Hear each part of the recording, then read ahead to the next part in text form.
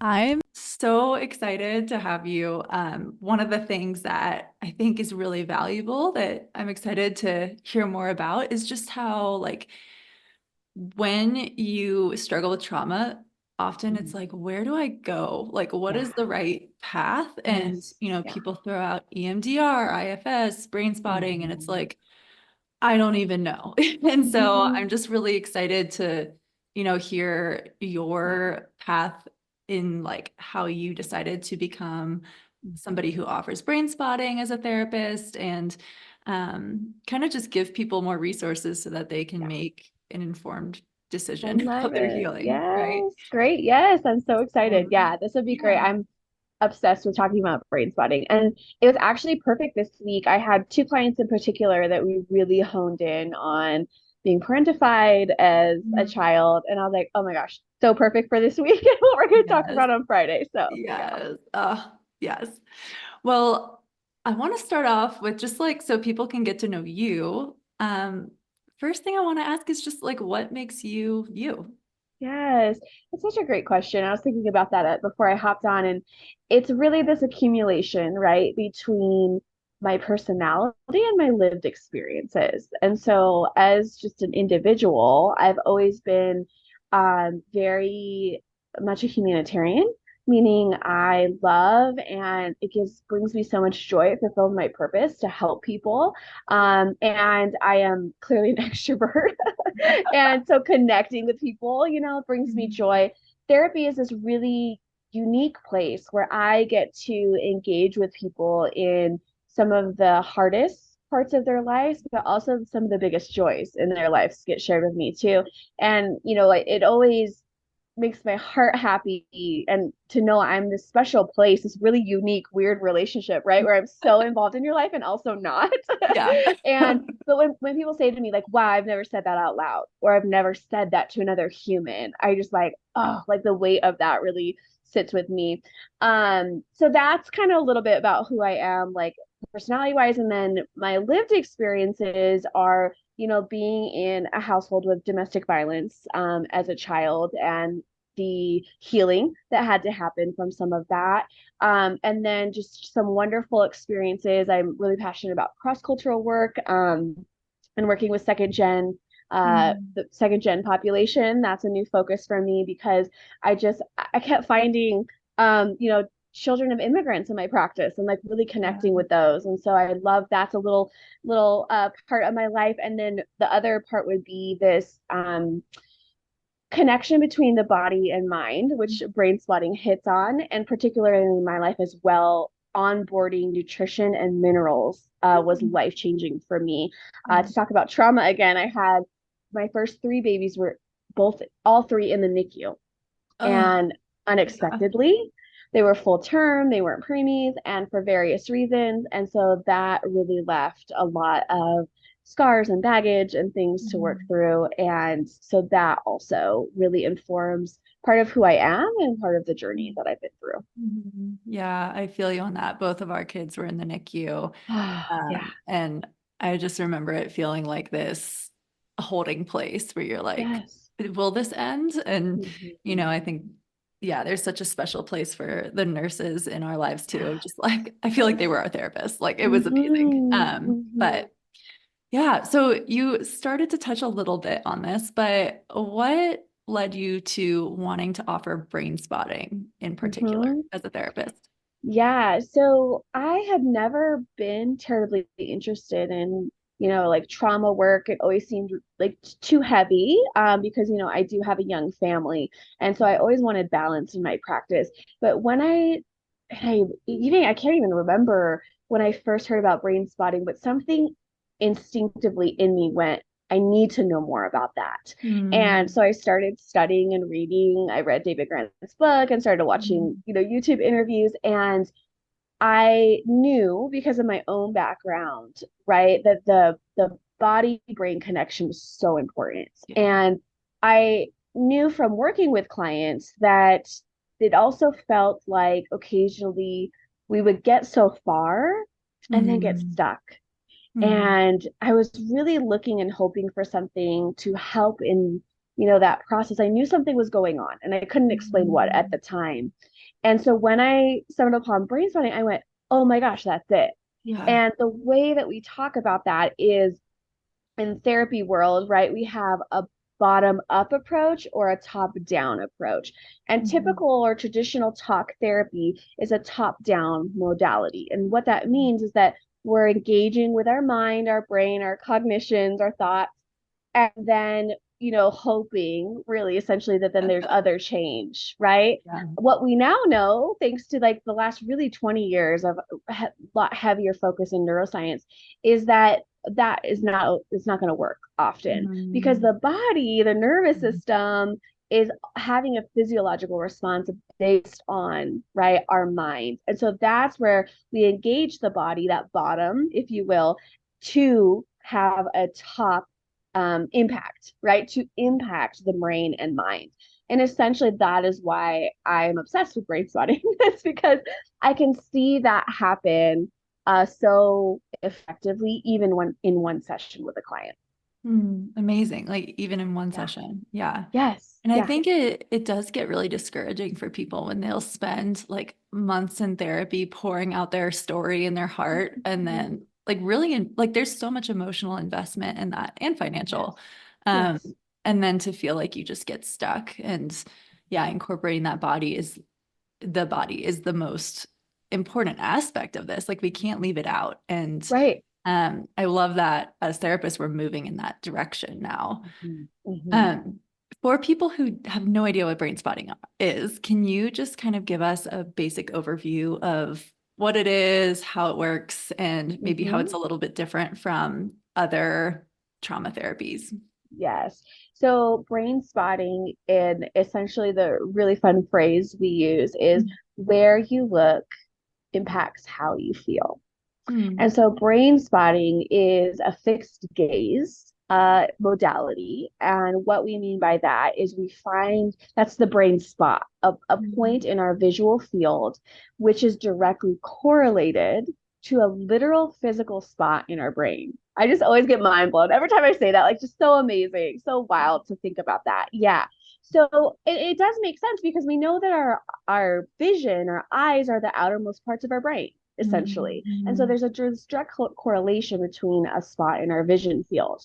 Now, what it might look like at a session is when we get talking around something and a client might say something like, God, I keep doing this. Or, I had such a big reaction, or this keeps coming up for me. That's kind of where I'll sometimes suggest, well, do you want a brain spot around that? And sometimes the answer is no, and Mm. that's okay. But more Yeah. often, people are like, yes, like, let's do it. And I always laugh. I'm like, the worst that's going to happen is we waste 20, 30 minutes of a session, right?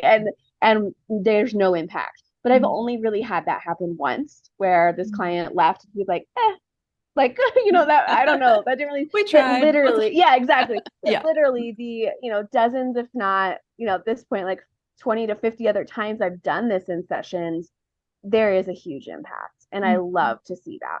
So what we do is we are talking about this issue and then we'll uh, get the client what we call activated, meaning that there's a visceral response to what they are talking about. And we'll slow them down and have them sense where that's showing up in the body.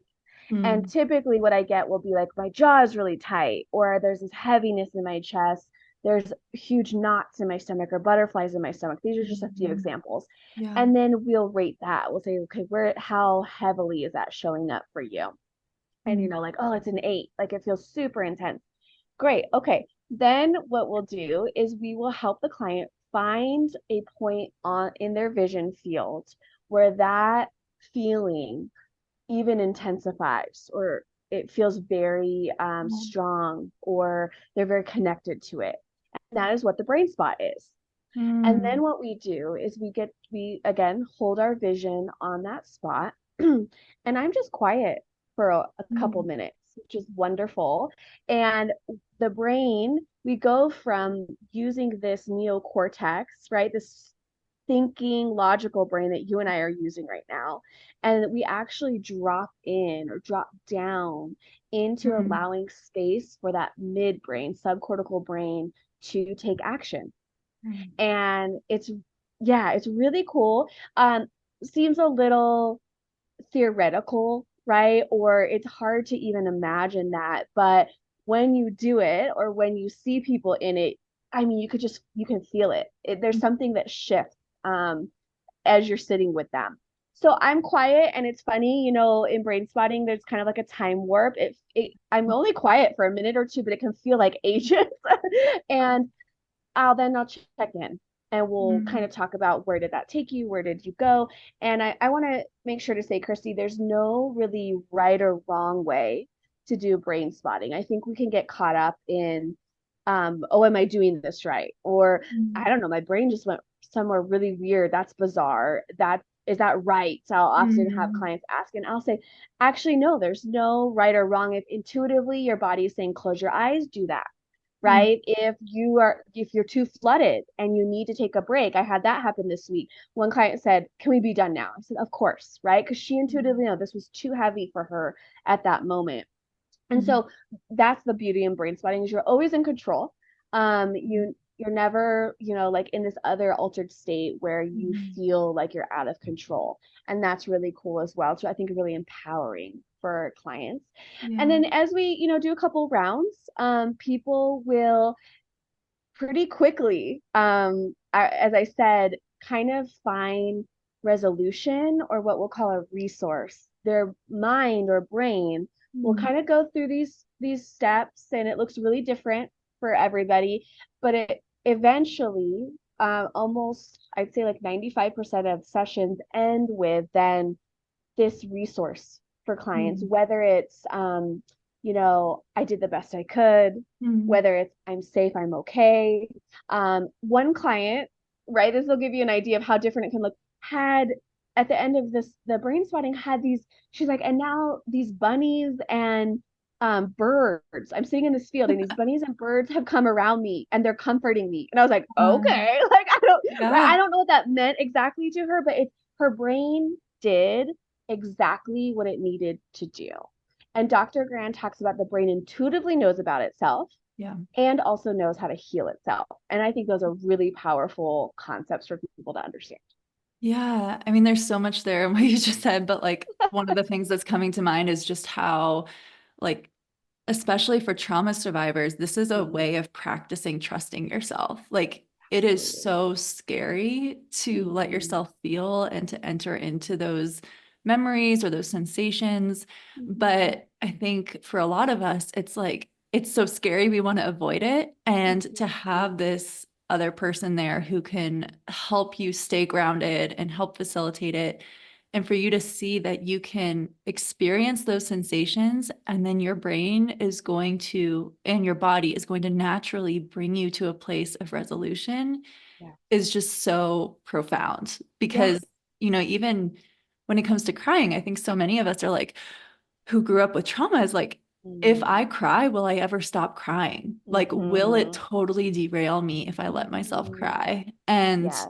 the truth is that crying has a natural rhythm to it. It Mm-hmm. does rise and rise, and then it does resolve. But if nobody Mm-hmm. ever let you cry to the point where you got to resolve it naturally, it's scary. And so I love this idea of just like tapping into the body's innate wisdom and trusting Mm-hmm. that and Yes. building that trust in yourself. And I'm also Absolutely. hearing just this, like, you're also practicing becoming aware of your body, Mm-hmm. which is like Mm-hmm. connecting the two Yes. hemispheres, like as we're Yes. practicing. So Yes. seems like even if you didn't get something profound out of it, like the act of practicing itself is part of healing that So trauma. true. So true. Yeah. Dr. Grant also says, like it's a mindfulness experience. Mm, So you're mm, absolutely right. And to talk real quick about the nervous system, mm, right? What we know is like green zone, yellow zone, and then at the bottom here of our nervous system ladder would be a red zone. A red zone would be mm, disconnection, mm, disassociation. We typically label this as depression, but mm, essentially it's a disconnection from ourselves, and sometimes and often from those around us as well, yeah. or the world around us. And so really brain spotting is also helping to re-regulate that nervous system, which I think is so powerful. Amazing. Mm-hmm. So when you think about that versus EMDR, how would somebody think through like the differences and Mhm. what they might want to consider if they were wanting to do brain spotting or EMDR? Yeah, yeah. Well, EMDR is beautiful, and Brainspotting was actually born out of Mhm. EMDR. Mhm. Dr. Gran was practicing EMDR when he discovered Brainspotting. So Amazing. EMDR for sure, yeah, pretty cool, really powerful tool. What I have heard, and I want to be really transparent. I have never practiced EMDR. That is not anything I've been trained on. So this is not something I can say from my personal experience, but what I have heard others say is that twofold EMDR can feel, because what you're doing in EMDR is eye movement versus fixed gaze. And at times, I've heard other practitioners say that the eye movement, because if we think about it, I need to back up real quick. In brain spotting, we find one spot. That does not mean it's the only spot. Mm. And how I'll describe this is and I like to use my own example. I had a group of friends that they were my world, my life here, fall apart. Mm. And yeah, I lost that group of friends and it was really devastating. And from that, I left with several layers of beliefs then about, for example, myself, Mm. right? How do I view myself now? Then there's this layer of how do I view and trust other women in life now? And then there was like a spiritual religious component. And so, like, wow, what do I think about the church or God because of this experience? Mm. So you could see these layers, right, to an event. And I'm going to use the word traumatic. And what I mean by that is any experience that has left a residual effect, meaning it's Mm. impacted how we then engage in our life. Okay. And so it was traumatic in that way for me. So, but with brain spotting, you're going to have different spots in the field of vision for those different issues. So Interesting. while, Yeah. yeah, so while one spot might be, over here, I'm looking because I've brain spotted around this and there's my Mm. spot around this Yeah. issue, right? That might be maybe my self concept. Over here on the complete opposite side of my field of vision might be the one with trust in people again, right? So Mm. going back to EMDR, when you're moving your eyes through your field of vision, you might be hitting Mm. all of those spots for a moment simultaneously, or not simultaneously, but one at a time. And Mhm. then that could feel really flooding or overwhelming for a Yeah. client. And Mhm. that's what I've heard from practitioners who have practiced both EMDR and brain spotting. Mhm. And what this also connects to is the concept of complex trauma. Yeah. And complex trauma would be what I was saying. There's these layers to the event where another client that did EMDR, she had a boating accident.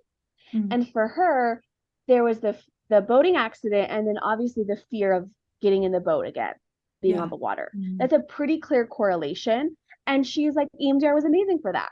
Yeah. Right. I did EMDR. I had no problems again getting in the boat. Great, wonderful. But then there was these some other issues where EMDR, we don't know, but possibly weren't as effective or wouldn't be as effective because there's these layers to it that she would maybe get flooded or overwhelmed with. So those Mm. are some of the differences. Both are wonderful tools. In an ideal world, I would love to be trained in both, right? And you'd be Yeah. able to utilize both, but that's not always reality. Yeah, no, that's really helpful. And I think, especially when it comes to complex trauma, there are so many memories, but also implicit memories. And it's Yes. like, I don't even know where to start. It can be a lot. And Mhm. as somebody who's done EMDR as the patient or the client, Mhm, mhm. it was very flooding for Okay. me. Yep. And I did experience that. And yeah, Mhm. so it's like, okay, we have to think through like what makes sense for our specific Exactly. story. And Yes. I'm wondering if you can speak to for people who had a lot of childhood trauma and Mhm. there's a big gap in time that's just Mhm. missing, but Mhm. like viscerally, they have this feeling that like something was really wrong. And as Mhm. therapists, we know like when you have a big gap in memory, like that's a Mhm. pretty clear sign there's some trauma there. Yes. Um, how does brain spotting help support somebody healing that part of their lives? Yes, yes. Great question. And to answer that, we need to understand a little bit about what happens in the brain with Mhm. trauma. And that is something I always do with clients Mm. before we jump into brain spotting, because I do find it is a little bit relieving and helpful as well to know like what actually is happening. And I'm not just Yeah. weird, right, for experiencing this. Or so really, trauma, I describe it as like a hallway or corridor, right? Imagine a long hallway. And when we have a traumatizing experience where we Gabor Mate has a wonderful book out, The Myth of Mm. Normal, Mm. and oh, it's such a great read. And he says trauma is when we do not feel seen or heard. Mm. And so again, this could be a really T trauma, like a sexual assault. We talked about car accidents earlier, but also these could be moments, kind of what you're saying, where we didn't feel connected. We felt disregarded as a child, or our emotional Mhm. experience felt disregarded. And what our brain does, Christy, is essentially takes that memory or experience and puts it behind a door and Mm. closes the door. Because can you imagine if we had all of those memories and thoughts just running around in our brain throughout the day? Yeah. We wouldn't We make it, couldn't yeah, very function. far. We wouldn't survive. So Yeah. this is a survival, a protection mechanism which our brain does, right, in an Mhm. effort to support us. And so it says for survival, we're not going to think about that all the time. We're going to put it here and close that door. Okay. Mhm. However, we also know, and trauma survivors also know, that there are times when that door is opened, and we are essentially what the buzzword, right, in society right now is triggered. We're triggered. Right. And Mhm. so something in our memory, and again, this can be on a cognizant, we're aware of this, or it's a unconscious thought where it's filed away, not in our cognitive world. And I love to use this example. I think this is helpful for people. In a second, our brain is capable of taking in 11 million pieces of information. 11 million. Yeah. Whoa. Yes, yeah. Hard to Like, even oh. fathom. Yeah, yeah. Oh, so overwhelming. Mhm. And when we think about this, it's like I'm talking about like a smell, a feeling, a Yeah. taste, right? Again, our visual field can take in a lot in one moment. So all of this in a second, this is Mm. happening. We're able to cognitively think about between 7 and 30 pieces of of that information, which that means there's a lot filed in there that like on a awareness level we're not even taking it. So Yeah. sometimes these triggers can be, you know um a smell that we didn't even realize, right, Mhm. is connected to something. And so the brain then gets flooded and the left and right hemisphere struggle to communicate. Mm. Okay. And what brain spotting does is it helps access this other part of the brain to gently, slowly interact or open that door so that, and again, in a very controlled fashion, so that we can relate to that Mm. information, but not in a way that feels like, whoa, I'm totally Yeah. overwhelmed by this. And if you're out there and you have a big T trauma, right? Like this is, oh my gosh, I can't even touch this. I will typically start with someone in session around something smaller, right? Yeah. Around something, yeah, like, Mhm. I went out and my social anxiety kicked up and I, felt really triggered by that. We'll just start with that and brain spot around that so someone can get comfortable with the process and see how powerful, but also how in control you still are. And then we'll start diving into maybe some of the bigger, heavier things. Mm. Amazing. What are some of the ways that, look, I mean, I want to ask you a little bit about like the before and after process. Okay. So, what are some ways that you prepare people to be able to handle that level of distress in their body while they're brain spotting, Mhm. but also how do you help them contain it afterwards when they leave your Mhm. session and they have to go do normal Yes. life? Yes. So prep is education. Prep is talking about what this is going to look like. Prep is reminding client like you are completely in control of the situation. We're only going as far as you can manage. And like I said, this week I had a client. We were dealing with some big self-concept, big depression thoughts, and she was like, "Can we stop now? this is too much for me. And I said, absolutely okay. Let's just close your eyes, take a breath, right? And kind of help her come out of it. And I always leave time to debrief, right? To Mm. talk about, again, moving back into that neocortex. What just happened for you? What was that experience like? Yeah. Let's talk about it. And ideally, Christy, in a session, we're getting to some resolution and to some resource. And then that actually becomes a tool for the client that Mm. they can use leaving the session. And for that client, it wasn't. So we talked about some other nervous system techniques they could use if they were to feel, flooded after session or really overwhelmed. How can we help the nervous system regulate? But most of the time, someone is coming down from maybe like an 8, even a 10, to ideally 1, 2, or 0. And Wow. then that That's spot, significant. yeah, it's really cool. That spot then becomes a resource for them because now when they look at that, it actually feels calming. It feels reassuring, that point in vision, because we process through that. And so that's what I'll say to a client as well is utilize that spot after, Mhm. right? Throughout the week, you can use that, stare, fix your gaze on that spot and give yourself a few minutes to, again, just tune into your body, help bring yourself down, right? And remember that sense of calm or reassurance that you felt in the session. Hmm. Amazing. And I think Yeah. that's such a beautiful example of like what used to be so traumatic and so Mm-hmm. quote unquote triggering has become Mm-hmm. a resource that you can lean Yes. on. Yes. Yeah. Yeah. So I want to transition a little bit. Mm-hmm. A lot of people who might be listening to this grew up with emotionally immature parents or in a very dysfunctional family. Mm-hmm. And they're noticing that along with their complex trauma is this collection of survival skills that are really sabotaging their life, their relationships, their career.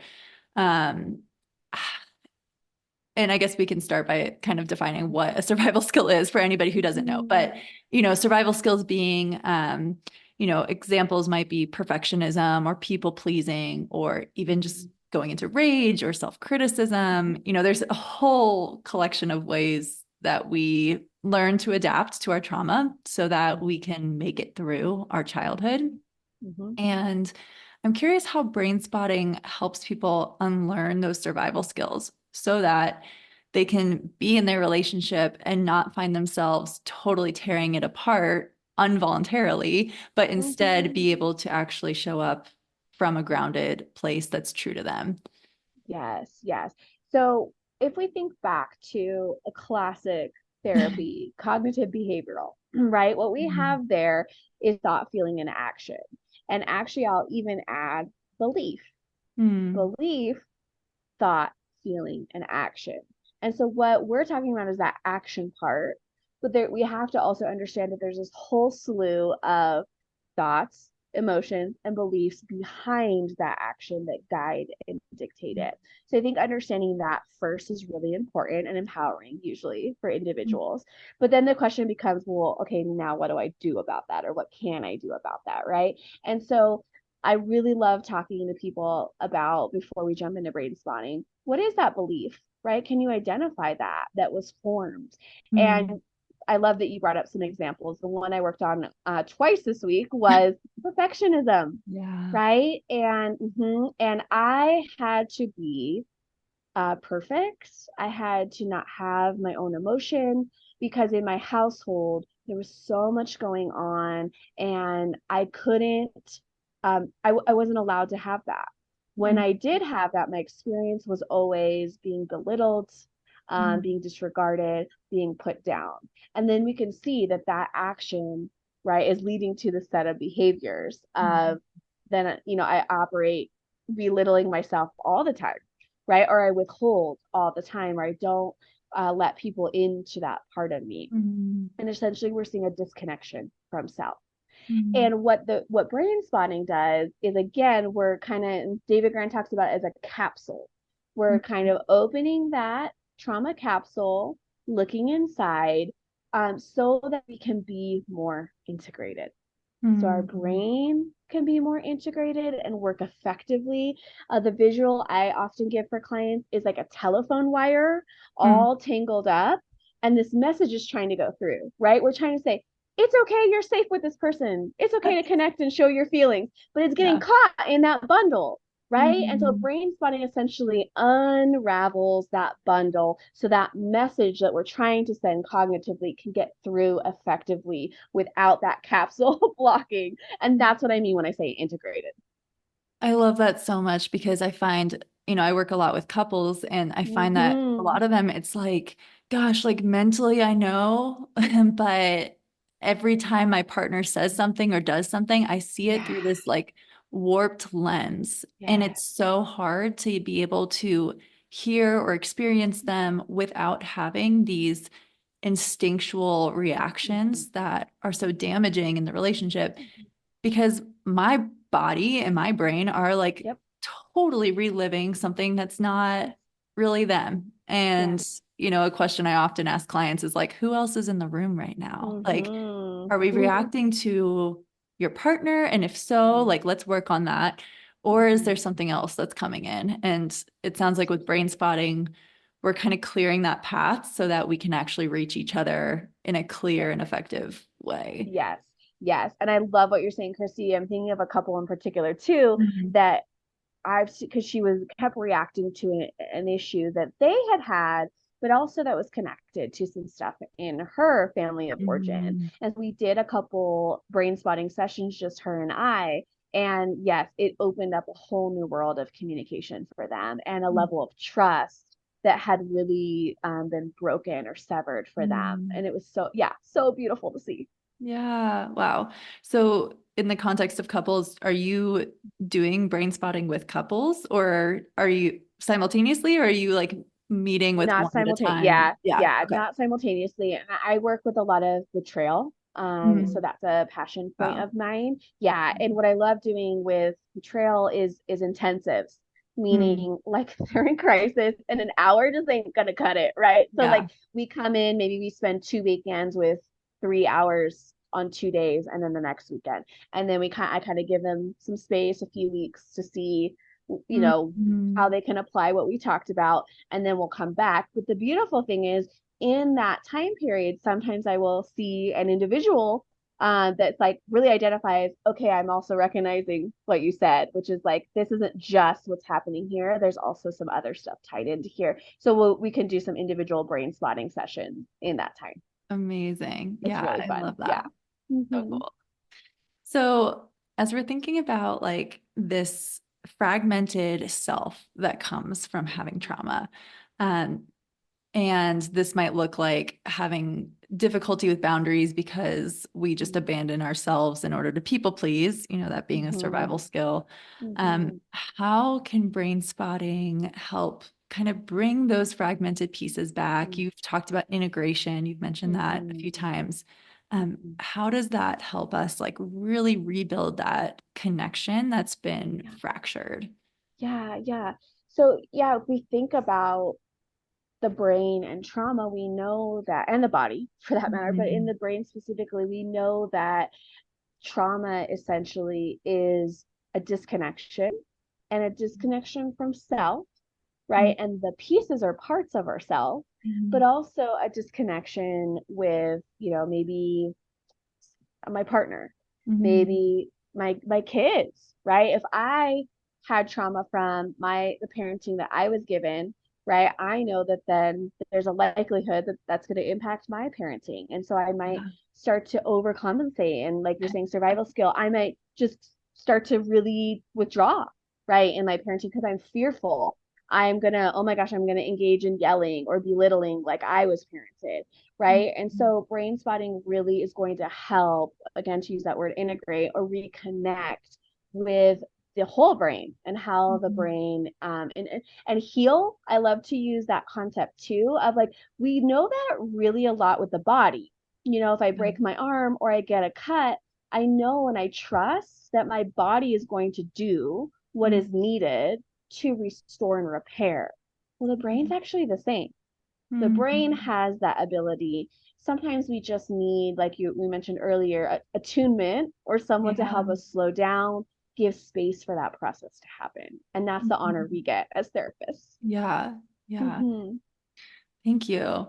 Hmm. Um, I guess one of the things that I'm thinking through right now is Hmm. for people who maybe experience a lot of sexual trauma, or there's just been a lot of like trauma to the body, like Hmm. physically, Yes. and there are, even domestic violence, like Hmm. being exposed to that. We know that kids, when they see it, they experience it as if it's happening to themselves, but also Hmm. maybe being physically abused too. Hmm. How do you navigate helping them feel safe enough with their body to be able to even engage in such a somatic type of Hmm. therapy? Yeah, yeah. It's a great question. And I think a lot of it is going back, going slow. We don't Mm-hmm. have to like dive into some of these super intense. Yeah. And by experiencing, maybe like a smaller issue in brain spotting, we start to rebuild trust. Mm. And because we see the process happen and we can understand then, really, I kind of am imagining like a rewiring, right? Yeah. We talk about like, yeah, oh, I'm blanking on the word, but neurotransmission, right? Mhm. And that there's these paths in the brain that get built. And I liken it to the Oregon Trail, right? Mm. A path that was gone over again and again and again. And then that becomes our belief, right? And then we Mm. start to say things like you mentioned, like, well, I can't trust my body because my body has betrayed me. And here's all the evidence I have for that, right? Yeah. That's that neural pathway. It's Yeah. been treaded on, treaded on. And what we are essentially doing is like, let's start and consider a new neural pathway. And it might be as simple as how has your body come through for you? How Mm. has your body protected you? And some of that is education, right? And the way Mm. that we just talked about the brain, look what your brain is doing, right, Mm. in an effort to protect or to Mm. be there, be present for you. To talk real quick about the physical side, I Mm. just, wow, it amazes me how much abuse really we do to our body. And that's just, I'm just talking about like Yeah. food, lifestyle, nutrition. I'm thinking of myself, going through grad school, working full time, doing my classes, running marathons, and binge drinking. Like that's so much, Yeah. right? That's so much really abuse I was giving to my body. And my body responded, but also then my body, when I was able to start to switch and pay attention and be connected, also healed. And my Mm. body was also like, okay, all right, you're on board, we're on board, right? And we do Yeah. want to not just survive, but also to thrive. And Mhm. so our body and brains are capable of that and really desire that. Yeah, I love that. I can Mhm. identify a lot with that abuse of the body Yeah. for sure. Yeah. And it's like we need to learn to sh like as we learn to show up and be responsive to our body, that body starts to trust again. And it's like it's a two-way street. And I think Mhm. part of that is listening to our bodies, and then the other part is we have to respond to. Yes, Um, absolutely. it's a Yeah. relationship like any Yep. other relationship. Yeah. Exactly. Yes. Well, we've been talking about like integration, and I'm curious for you, what does it Mhm. mean for someone to come home to themselves, to like Mm. really feel like they can rest in themselves? Mm. Yeah, that's beautiful. And I'm reminded of, what I talk about with my betrayal Mhm. couples. And, if we talk about like the top of the ladder is love. We want Mm. to be able to love. Yeah. And, we can put that back to ourselves. We want to be able to love ourselves, love our Mhm. body. That I think for me is the definition of home. But Mhm. there has to be some rungs underneath that are Mhm. required. Mhm. And that would be trust, right? That would be respect Mhm. of one another. Yeah, and of ourselves. And so those rungs have to be in place in order to get to the rung of love or feeling at home.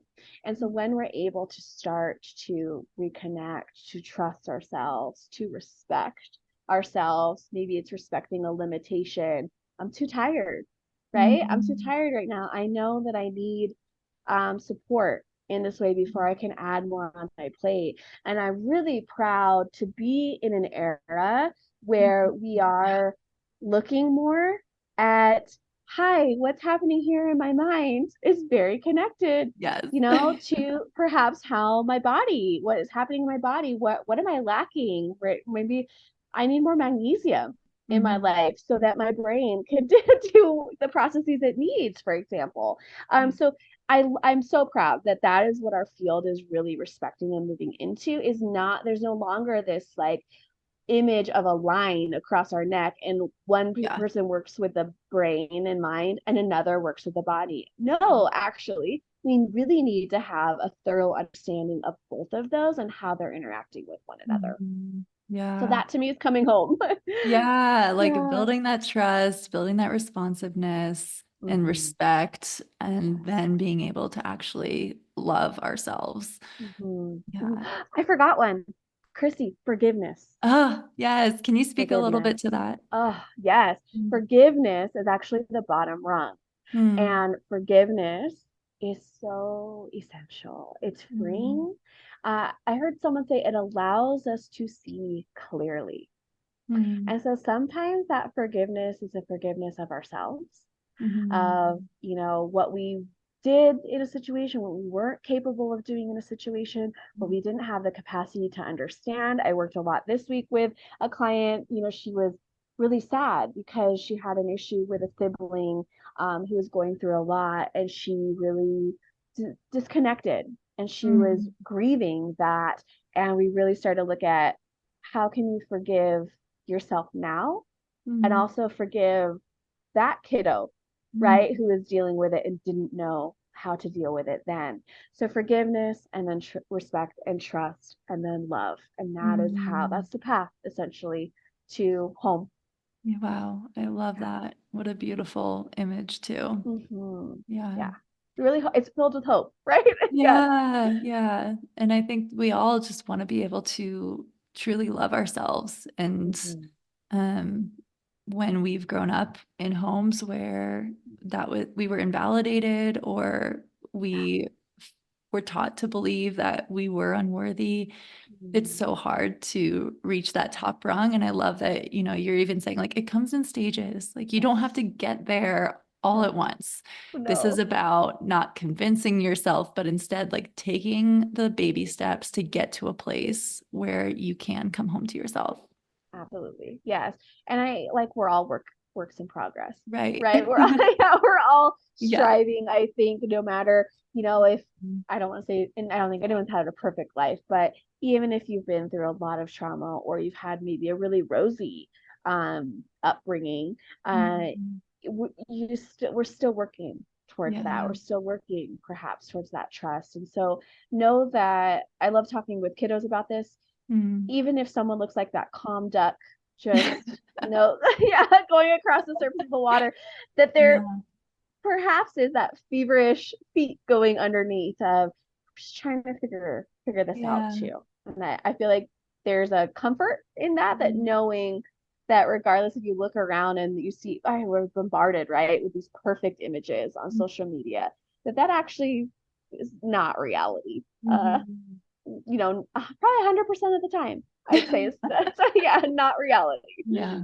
Yeah. And to be able to feel surrounded, I'm even thinking about your client's imagery of like the birds flying around Yes. her, and just like this Yes. idea of like, I think we all want to feel surrounded and held. And Mhm. I think being able to expand our awareness to the fact that we are surrounded by all these other people who are also on a path and trying to figure it out. Nobody knows what we're actually doing. We're all just figuring Mhm. it out as we Mhm. go. And Amen. Yeah. how comforting it is to just be like, oh, like, okay, I don't have to have it all together. Yes. It's okay to be in the middle of this process Mhm. right now. Mhm. Yep. What a Yeah. relief. What a Yeah. relief. Yeah. Well, speaking of journeys, when the healing journey feels really long for you specifically, Mm, what do you hold on to keep mm. yourself going? What gives Yeah, you hope? yes. Yeah. Oh, great question. Well, so for me personally, this is grounded in my spiritual beliefs. Mm, And for me, that's understanding that there is a source. For me, I call that source God and Jesus, right? And that is foundational, and I can trust in that. mm, And I know that God, the universe, has my best intention and hopes mm, in mind, and mm, wants me to succeed is how I'll say it mm, too. And tuning in to, I started this conversation with my mission, right? What is mm, my purpose for yeah. being here? And I kind of end on that too, is as I reconnect or I stay grounded in that, then it's amazing to me, especially this Mm, last year, then how God and the universe have responded in mm, opening up opportunities mm, for me to go deeper with that, to fulfill that. mm, And so that really has been, that's my mm, foundation, right? mm, That is what I can cling to. That is the hope that I have eternally. mm, That this world ultimately, not to say there's not evil out there, but ultimately that I do believe that love wins, mm, that the goodness and the hope that exist in this dimension, that mm, that will succeed. I love that. Yeah. Yeah.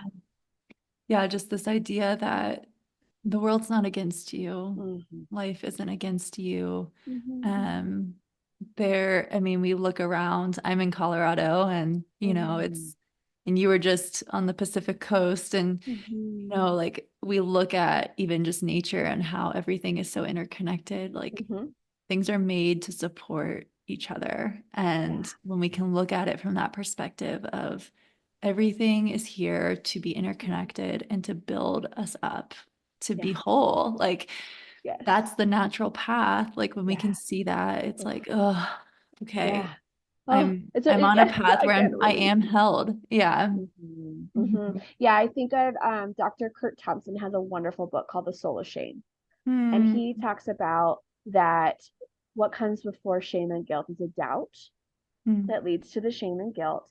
And the result of shame and guilt is isolation. Hmm. And so you're so right. I think the tendency for Hmm. people, especially having gone through a traumatic or really intense experience, is to withdraw, is Yeah. to pull within ourselves.